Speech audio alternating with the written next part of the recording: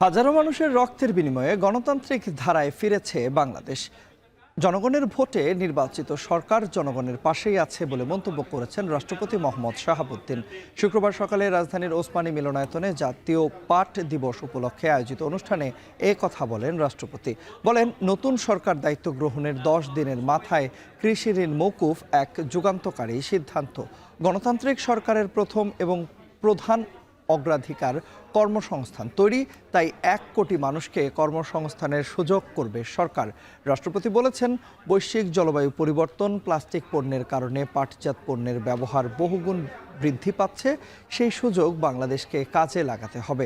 তাই বিশ্ববাজারে কাঁচা পাট ও পণ্যের চাহিদার দিকে লক্ষ্য রেখে সরকার পাটজাত পণ্য উৎপাদনে মনোযোগী হবে বলেও প্রত্যাশা করেন তিনি। আগামী পহেলা বৈশাখে সরকার কৃষক কার্ড বিতরণ করবে বলে জানান রাষ্ট্রপতি মোহাম্মদ শাহাবুদ্দিন। হাজারো মানুষের প্রাণের বিনিময়ে গণতন্ত্রের ধারায় ফিরেছে বাংলাদেশ।